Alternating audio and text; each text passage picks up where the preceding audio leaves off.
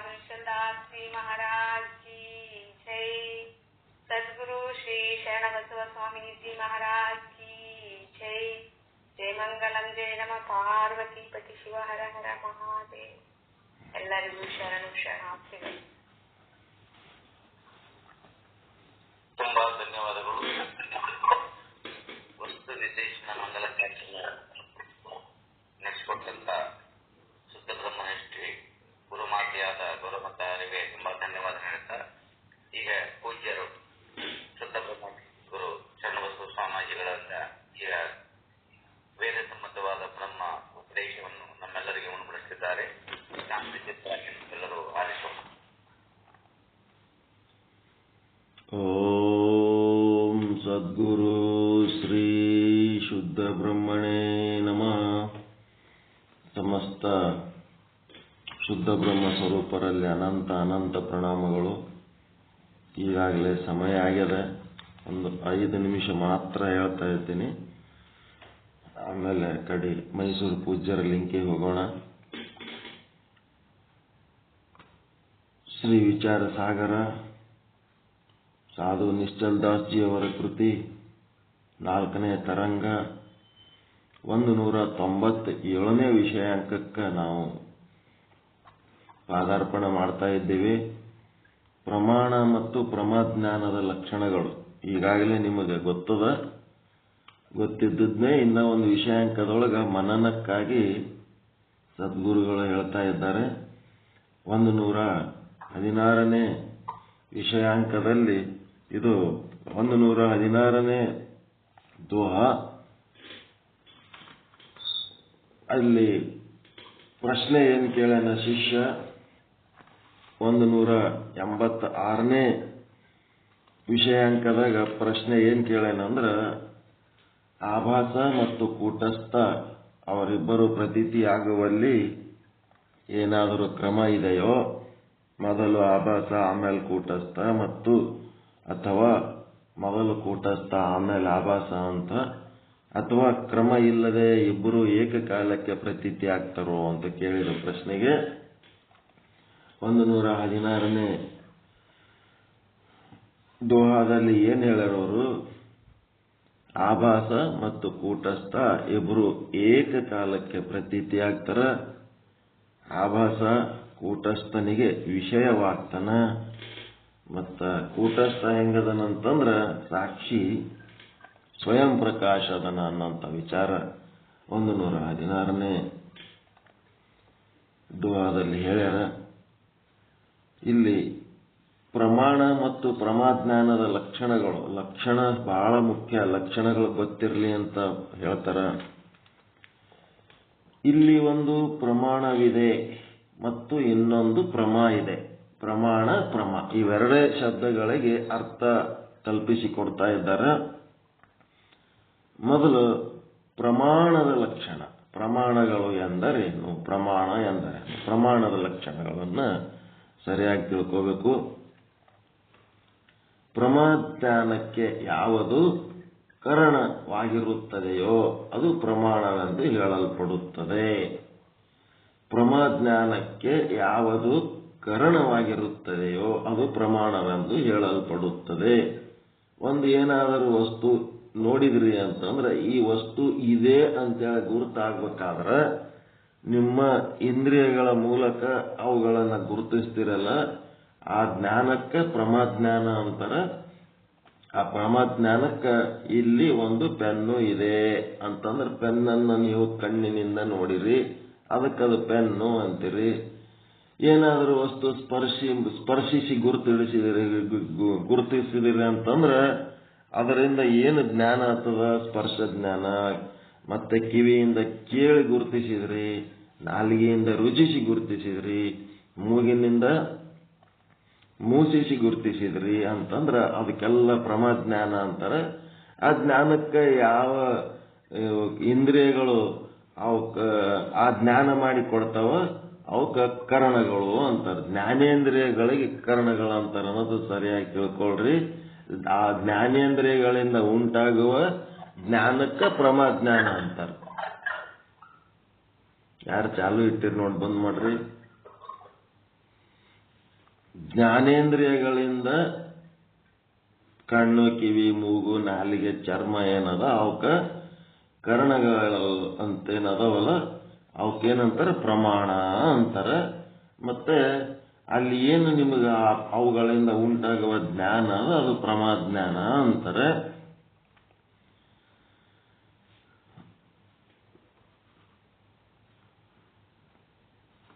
ಈ ಪ್ರಮಾಣ ಅದನ್ನ ಹೆಂಗಪ್ಪ, ರೂಪವುಳ್ಳ ವಸ್ತುವು ನೇತ್ರಕ್ಕೆ ವಿಷಯವಾಗುತ್ತದೆ. ರೂಪವುಳ್ಳ, ಇದು ಸೂತ್ರಗಳು ಬಿಡಿಸೋದಿದು ಹೆಂಗಪ್ಪ, ರೂಪವುಳ್ಳ ವಸ್ತುವು ನೇತ್ರಕ್ಕೆ ವಿಷಯವಾಗುತ್ತದೆ ಅಂದ್ರೆ ನೇತ್ರಕ್ಕೆ ಜ್ಞಾನವಾಗುತ್ತದೆ. ಆದ್ದರಿಂದ ನೇತ್ರವೇ ಇದು ನೇತ್ರಕ್ಕೇನಂತಾರೆ ಈಗ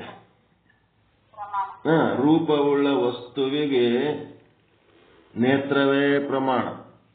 ಶಬ್ದ ಜ್ಞಾನಕ್ಕೆ ಶ್ರೋತ್ರಗಳು, ಶಬ್ದದ ಜ್ಞಾನ, ಇದು ಯಾರ ಶಬ್ದ, ಮನುಷ್ಯರದೋ, ಪ್ರಾಣಿದೋ, ಸಂಗೀತನೋ, ನಗಾರಿನೋ, ಗಂಟಿನೋ ಅಂತೇಳಿ ಗೊತ್ತಾಗ್ತದಲ್ಲ, ಅದು ಶಬ್ದ ಜ್ಞಾನಕ್ಕೆ, ರೂಪಜ್ಞಾನಕ್ಕೆ ನೇತ್ರಗಳೇ ಪ್ರಮಾಣ. ಶಬ್ದ ಜ್ಞಾನಕ್ಕೆ ಶ್ರೋತ್ರಗಳು, ಕಿವಿಗಳೇ ಪ್ರಮಾಣ. ಸ್ಪರ್ಶ ಜ್ಞಾನ, ಏನು ಮುಟ್ಟಿದ್ರಿ ಬೆಚ್ಚಗದ, ತಣ್ಣಗದ, ಮತ್ತೇನದ, ಮೆತ್ತಗದ, ಕಠಿಣ, ಹಾರ್ಡದ, ಮತ್ತೆ ಏನೇ ವಸ್ತುಗಳನ್ನ ನೀವು ಮುಟ್ಟಿ ಗುರುತಿಸಿದ್ರಿ ಅಂತಂದ್ರ ಅದೇನು ಸ್ಪರ್ಶ ಜ್ಞಾನಕ್ಕೆ ಚರ್ಮವೇ ಪ್ರಮಾಣ. ಮತ್ತೆ ಉಷ್ಣ, ಶೀತ, ಮೃದು, ಕಠಿಣ ಇವೆಲ್ಲ ನಿಮ್ಗೆಲ್ಲ ಗೊತ್ತದ, ಏನು ಮತ್ತೆ ಹೇಳೋದಿಲ್ಲ. ರಸನ ಜ್ಞಾನಕ್ಕೆ, ರುಚಿಯ ಜ್ಞಾನಕ್ಕೆ ರಸನೇಂದ್ರಿಯ ಅಂತಂದ್ರ ನಾಲಿಗೆನೇ ಪ್ರಮಾಣ. ಮತ್ತೆ ನಾಲಿಗೆಯಲ್ಲಿ ಎರಡು ಪ್ರಕಾರ, ಒಂದೇನದ ಕಲ್ಲು ಸಕ್ಕರೆ ನಾಲಿಗೆ ಮೇಲೆ ಅದೇ, ಅಲ್ಲಿ ಏನಾಗ್ಲಿಕ್ಕತ್ತದ ರುಚಿಯ ಜ್ಞಾನ ಮತ್ತು ಕಲ್ಲು ಸಕ್ಕರೆ ಮೆತ್ತಗದ ಕಠಿಣದ ಎರಡು ಗೊತ್ತಾಗ್ತದೆ ನಿಮಗೆ.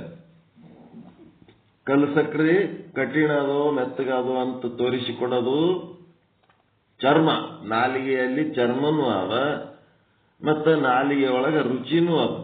ನಾಲಿಗೆ ರುಚಿ, ಅದು ಕಲ್ಲು ಸಕ್ಕರೆ ಖಾರ ಅದೋ ಸ್ವೀಟ್ ಅದೋ ಗುರುತಿಸೋದು ನಾಲಿಗೆಯ ಪ್ರಮಾಣ.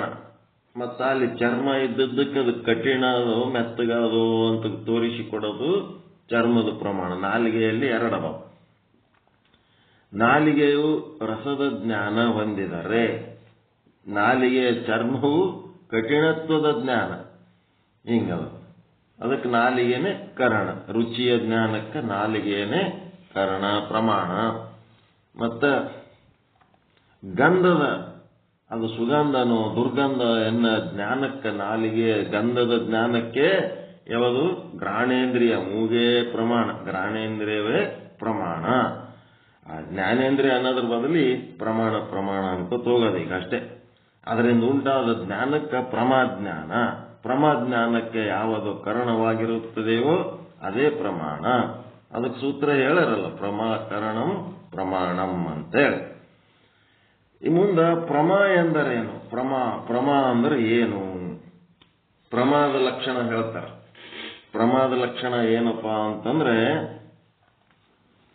ಸ್ಮೃತಿ ಜ್ಞಾನದಿಂದ ಭಿನ್ನವಾಗಿರಬೇಕು.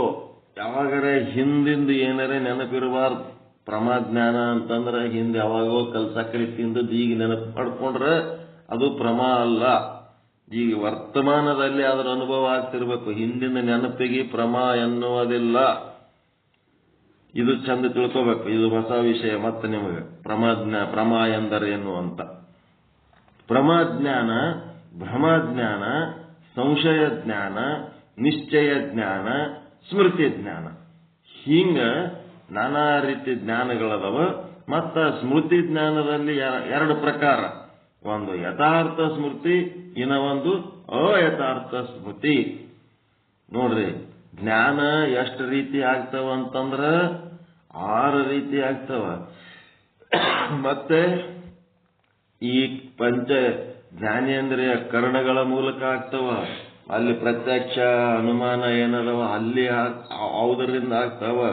ಮತ್ತೆ ಆ ಜ್ಞಾನ ಹೆಂಗಾಗ್ತಾವ ಅನ್ನೋದು ಒಂದು ಹೇಳಿದ ಮೇಲೆ ಆ ಜ್ಞಾನದ ಎಷ್ಟು ಪ್ರಕಾರ ಜ್ಞಾನಗಳಾಗ್ತಾವ.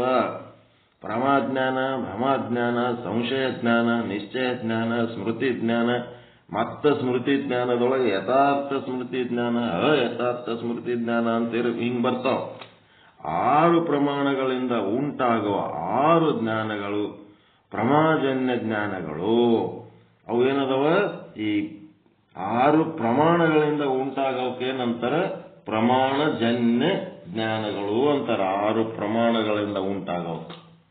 6 ಪ್ರಮಾಣಗಳು ಯಾವುವು?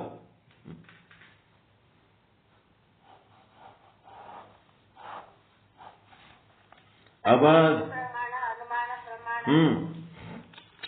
ಶಬ್ದ ಪ್ರಮಾಣ, ಉಪಮಾನ ಪ್ರಮಾಣ, ಅರ್ಥಾಪತ್ತಿ ಪ್ರಮಾಣ, ಅನುಪಲಬ್ಧಿ ಪ್ರಮಾಣ. ಅಬಾಧಿತ ಅರ್ಥವನ್ನು ವಿಷಯ ಮಾಡುತ್ತಿರಬೇಕು. ಅಂತ ಜ್ಞಾನಕ್ಕೆ ಪ್ರಮಾಣ ಎನ್ನುತ್ತಾರೆ. ಅಬಾಧಿತ ಅಂದ್ರೆ ಬಾಧೆ ಹೊಂದಲಾರದಂಥದ್ದು. ಈಗೇನಾಗ್ತದ? ಸ್ಮೃತಿಯಿಂದ ಭಿನ್ನವಾಗಿರಬೇಕು ಮತ್ತು ಅಬಾಧಿತ ಅರ್ಥವನ್ನು ವಿಷಯ ಮಾಡುತ್ತಿರಬೇಕು. ಬಾಧಿತ ಅಂದ್ರೆ ಸುಳ್ಳಾಗುವುದು, ಅಬಾಧಿತ ಅಂದ್ರೆ ಸುಳ್ಳಾಗದೇ ಇರುವುದು.